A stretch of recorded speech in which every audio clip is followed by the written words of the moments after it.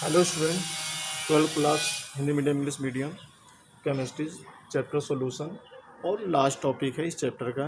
एक टॉपिक में हम पढ़ेंगे ऑस्मोटिक प्रेशर। सबसे पहले जानते हैं कि ऑस्मोटिक प्रेशर है क्या। ऑस्मोटिक प्रेशर को कहते हैं प्रासरण दाब। पिछले चैप्टर में आपको कोलिगेटिव प्रॉपर्टीज पढ़ा रहे थे। कोलिगेटिव प्रॉपर्टीज में first lowering vapour point, lowering in the vapour point, second elevation boiling point, depression in freezing point और फोर्थ क्या आता है ऑस्मोटिक प्रेशर। तो इस टॉपिक में ऑस्मोटिक प्रेशर क्या है कंप्लीटली आपको बताएंगे और लास्ट टॉपिक है इस चैप्टर का। तो प्रासरण दाब, प्रासरण, अब इसमें दो चीज़ और समझेंगे, ऑस्मोसिस प्रासरण and semi permeable membrane. Semi permeable membrane अर्ध पारगम झिल्ली। तो सबसे पहले जानते हैं ऑस्मोटिक प्रेशर क्या है। ऑस्मोटिक प्रेशर प्रासरण दाब किसे कहते हैं।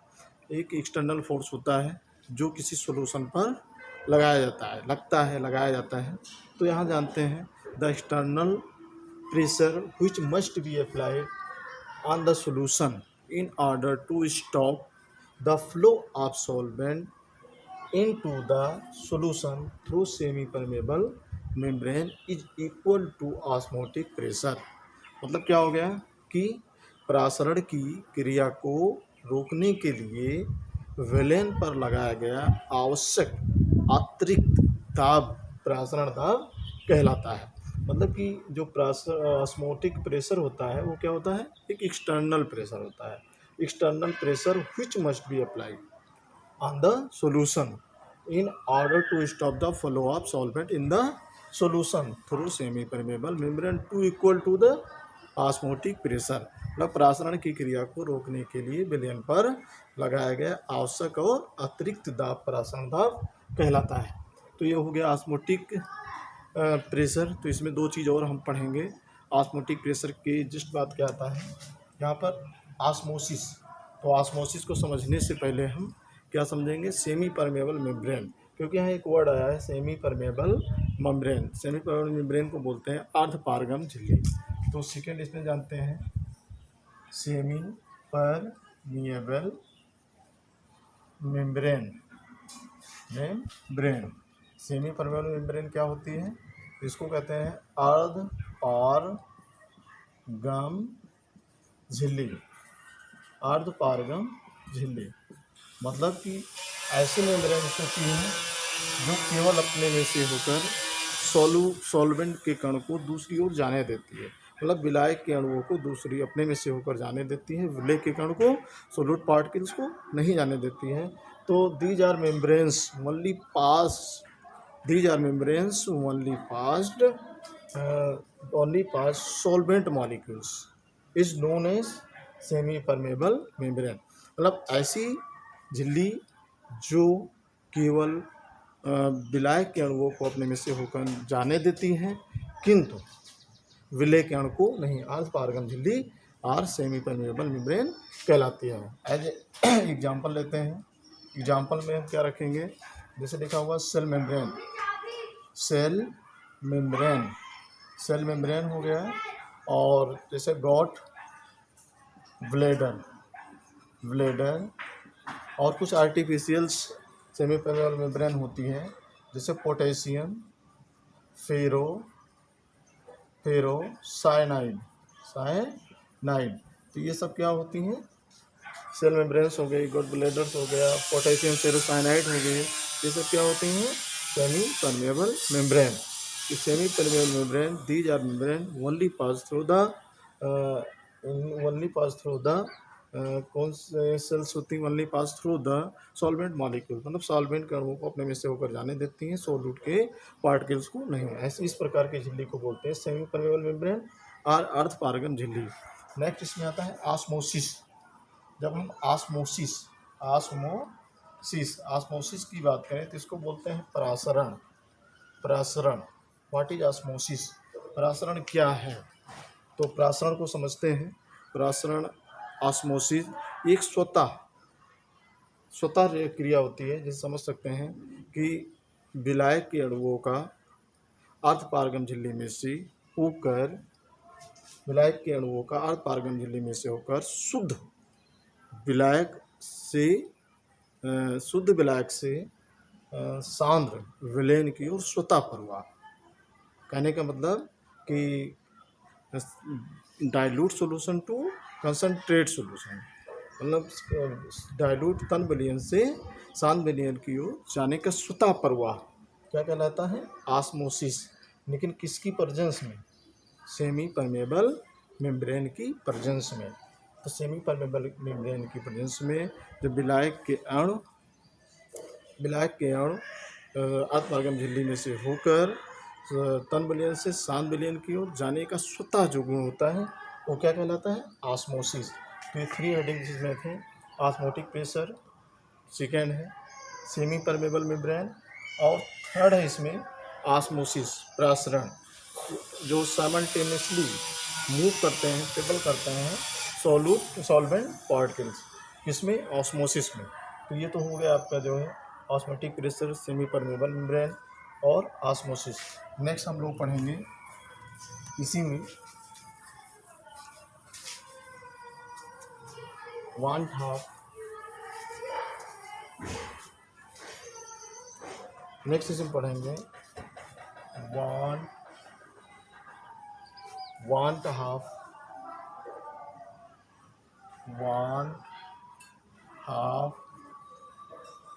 Principal theory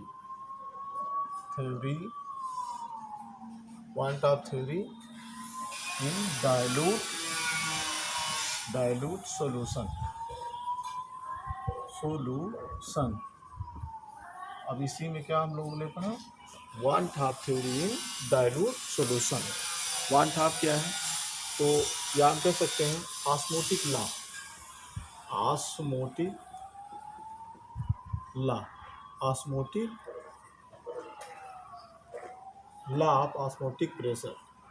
of osmotic pressure. क्या लिखा है? लॉ ऑफ ऑस्मोटिक प्रेशर, प्रासरण दाब के नियम। प्रासरण दाब के नियम, एक साइंटिस्ट थे वान ने प्रासरण दाब के कुछ रूल्स को दिया जो गैसों के रूल से मिलते जुलते हैं। तो सपोज दैट इन्होंने कौन कौन से रूल्स दिए हैं उसको पढ़ते हैं। तो फर्स्ट रूल इन्होंने क्या दिया था? बॉयल्स 1/2। अब जानते हैं कि बॉयल 1/2 क्या है? बॉयल 1/2 तो बॉयल जैसे गैसियस जो रूल्स होते हैं, गैसों के जो नियम होते हैं, बॉयल्स और चार्ल्स ने दिया था। तो 1/2 के जो रूल्स थे सोल्यूशन के लिए, वो बॉयल्स और चार्ल्स के रूल से मिलते जुलते थे। इसलिए क्या किसी उन्हीं के नाम से बॉयल्स 1/2, चार्ल्स 1/2 एक रूल प्रिंसिपल। तो यहाँ पर क्या लिखा? Boyle's 1/2 law. तो जानते हैं ये क्या है? At constant temperature the osmotic pressure P is directly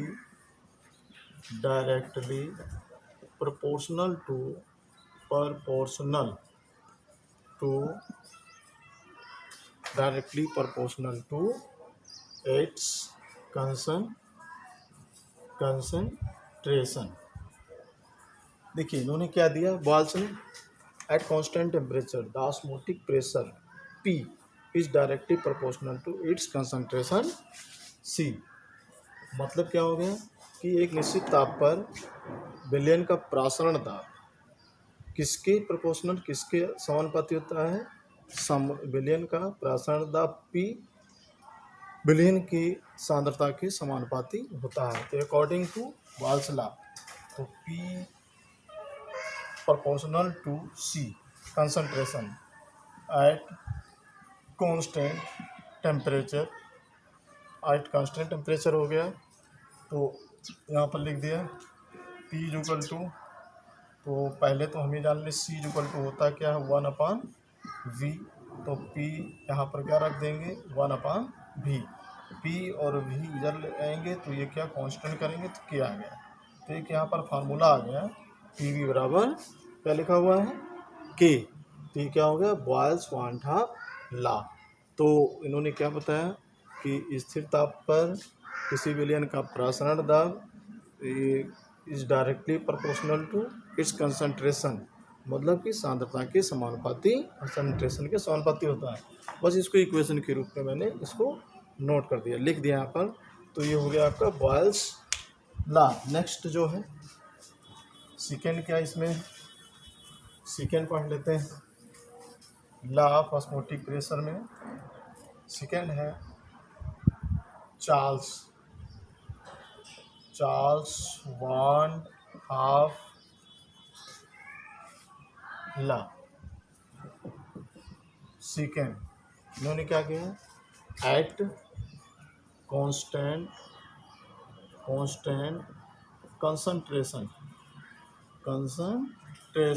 क्या यहाँ पर दिया है, at constant concentration the osmotic pressure of solution is directly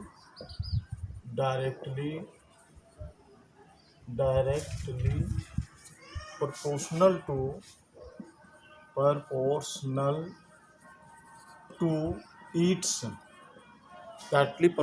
to its absolute temperature। इसका मतलब क्या हो गया, एट कांस्टेंट कंसंट्रेशन जब सांद्रता को क्या कर दिया जाए, कांस्टेंट कर दिया जाए, विलयन का प्रसारण द एब्सोल्यूट टेम्परेचर, उसके परंत आप इसको टी से रिप्रेजेंट करते हैं, ये समानुपाती होता है। तो देख लेते हैं इसको इक्वेशन के रूप में। तो सॉल्यूशन का osmotic pressure P is directly proportional to capital T। यहाँ पे क्या करेंगे, कांस्टेंट कंसंट्रेशन, तो P equal to K T. तो हमारा एक इक्वेशन आ गया, K equal to P upon T, ये फार्मूला हो गया। और ये क्या हो गया, van't Hoff theory in dilute solution, या यहाँ पर लिखे हैं लॉ ऑफ ऑस्मोटिक प्रेशर। तो लॉ ऑफ ऑस्मोटिक प्रेशर कितने हैं, 2 हैं। फर्स्ट आपका Boyle's van't Hoff law, second क्या, चार्ल्स वांट हाफ लॉ। तो ये दोनों किसके लिए हैं, सॉल्यूशन के लिए हैं। तो थर्ड इसमें हमको क्या पढ़ना है, इसको देखते हैं। थर्ड है इसमें वांट हाफ इक्वेशन। लास्ट में क्या इसमें हम पढ़ेंगे, want half equation. Want half equation मतलब वांट हाफ समीकरण। वांट हाफ समीकरण क्या है, जब हम want Hoff law and Charles van't Hoff law दोनों को कंबाइन करते हैं, तो यहाँ पर क्या है, एक इक्वेशन आता है जिसे क्या कहते हैं, वांट हाफ इक्वेशन। इसको समझते हैं। तो यहाँ लिखेंगे according to Boyle's van't Hoff, according to Boyle's van't Hoff क्या बताया था इन्होंने कि osmotic pressure P is directly proportional to concentration at constant temperature हो गया इक्वेशन 1। अकॉर्डिंग टू सेकेंड क्या लिखेंगे, according to Charles law, according to Charles law, या चार्ल्स वांट हाफ लॉ। इसको देखते हैं। Osmotic pressure is directly proportional to absolute temperature, अभी आपने इसको पढ़ा था। तो यहाँ पर क्या हो गया, at constant concentration, equation number 2। अब इक्वेशन 1 एंड इक्वेशन 2 को combine, and equation 1 and equation 2 को कंबाइन करेंगे।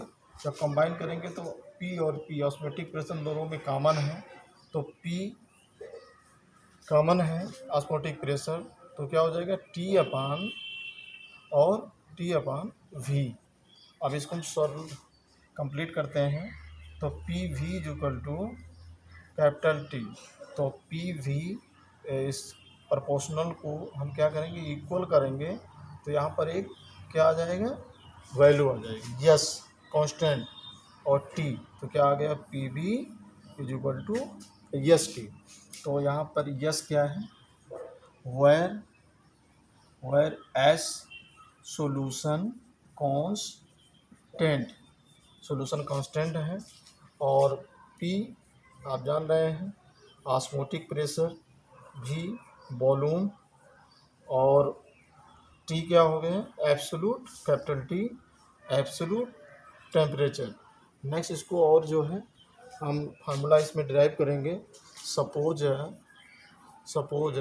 सब्सटेंस 1 मोल सब्सटेंस के लिए क्या फार्मूला बनेगा, 1 सब मोल्स के लिए P V is equal to n S T. तो एक फार्मूला ये हो गया, अगर कभी हम मोल में वैल्यू दी गई हो P V is equal to n S T. Next क्या है पी और is equal to n upon V, और यहाँ पर क्या आ गया एस टी, तो यहाँ n upon V is equal to होता है कंसनट्रेशन, तो पी इज इक्वल टू क्या हो गया सी इंटू एस टी। एक फार्मूला आपका और जनरेट हो गया, क्योंकि हम लोग पढ़े हैं n is equal to small डब्ल्यू अपान एम, तो यहाँ पर हम रख देते हैं इसमें, तो P V is equal to small डब्ल्यू upon m into S T, ये वैल्यू आ गई। इस तरीके से क्या है ये वन था इक्वेशन में कई फार्मूले आपको मिले, और इस फार्मूले से आपके एग्जाम में न्यूमेरिकल आते हैं। तो आपके बुक में जितने भी न्यूमेरिकल हैं इस फार्मूले से, P V equal to S T, P V equal to n S T, P equal to C S T, P V equal to डब्ल्यू upon m into S T, इनसे जो है क्या है जितने न्यूमेरिकल आप कैलकुलेट करिए। लास्ट टॉपिक था इस चैप्टर का, ये कंप्लीट हुआ चैप्टर, और आप इस कंप्लीट करके और इसको आप ग्रुप पे आप भेज सकते हैं। नेक्स्ट चैप्टर जो है आगे आपको पढ़ाएंगे। थैंक यू बेटा।